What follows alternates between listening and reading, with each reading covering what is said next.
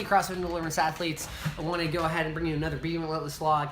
Again guys, thank you for all the views that have been coming to the new competition class at 10 a.m. I think there's a lot of you that can attest that you probably don't see yourself as competitive athletes.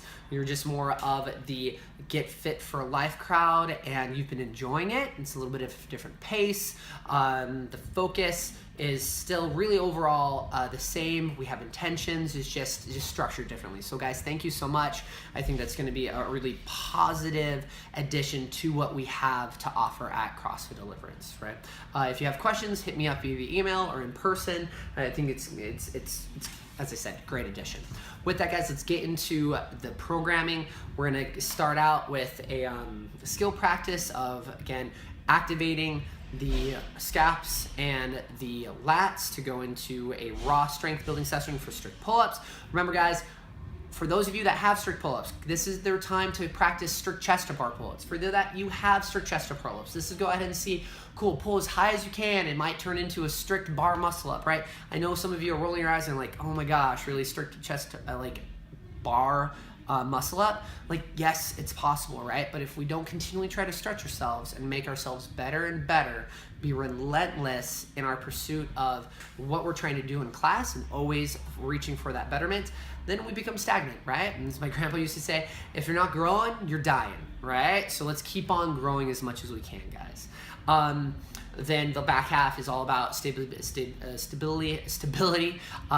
the top or bottom of a ring depth hold or muscle ups, depending on where you're at,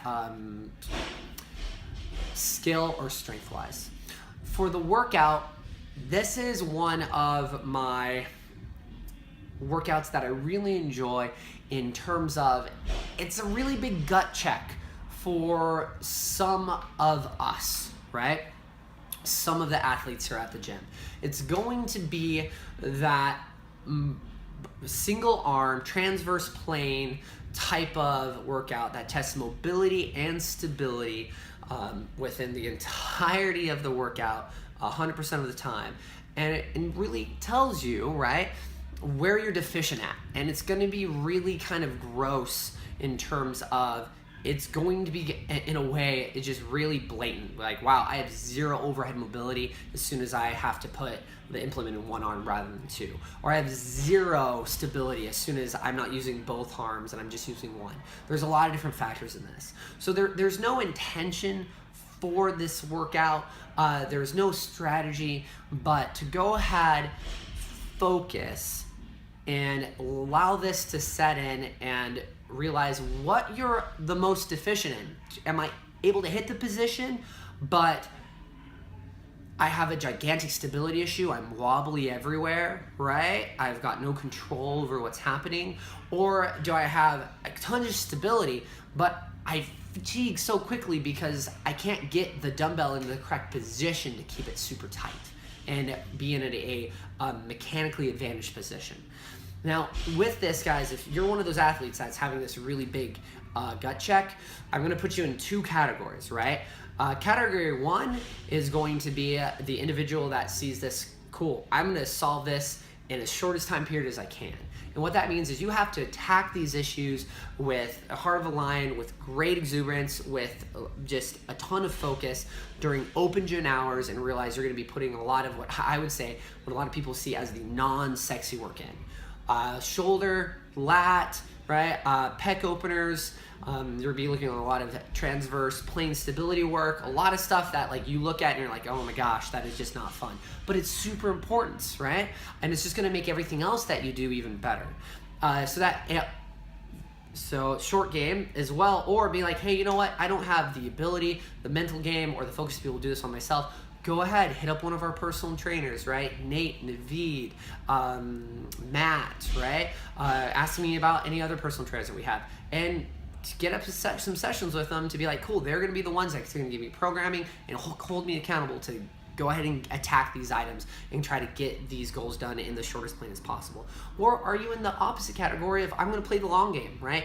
And the long game is realizing when a coach brings up and in their warm-ups or in their skills, and it's something not directly related to the movement that we're doing, but it's involving stability work ab work, glute activation, a shoulder opener, right? Is it specifically for the shoulder related to the pec, the lat, the traps? There's so many different idiosyncrasies that can be, that you're actually staying as neurologically, right, like mentally focused and physically all in to what we're trying to teach you or trying to give you.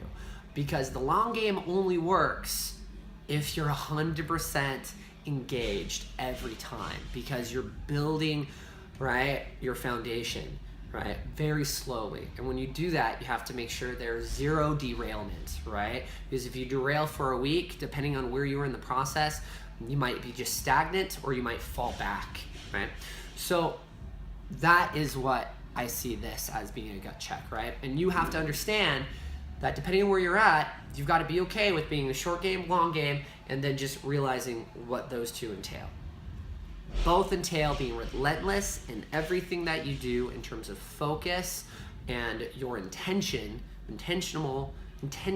movement patterns and what you're doing, and always working as hard as you can, right, guys? Remember, this is all about virtuosity, doing the common, uncommon well all the time. Guys, thank you so much, right? Of course, this should be like a medium rant, right? Maybe I should put that at the rant of the James. Then as well, guys, thank you so much. The last 2 days, there's been a ton of energy in the gym. There's always a good energy in the gym, but it's been like a force multiplier in terms of people are cheering. There's a lot more positivity in the gym that on top of what was already there. I'm loving the atmosphere, right? This is amazing. Thank you for taking my challenge, right? And trying to cheer an individual on in the middle of your workout or after you completed it, and helping those individuals get by the line. And then for those of you that have a hard time taking, right, that cheering, to go ahead and having that gut check and be like, hey, is this a legitimate reason why I don't want to be cheered? And do I have a real positive reason why I don't want to take that positive energy that somebody's trying to give me? As always, guys, go ahead. Those are my challenges as well, as I mentioned in the previous videos. I hope you guys are still drinking your water, right? We're going to the summer, right? Remember, hydration, right, with libation, not only just libation, guys. Have a good one, and remember, as I said, like beating a dead horse, but it's necessary. Be relentless in everything that you do.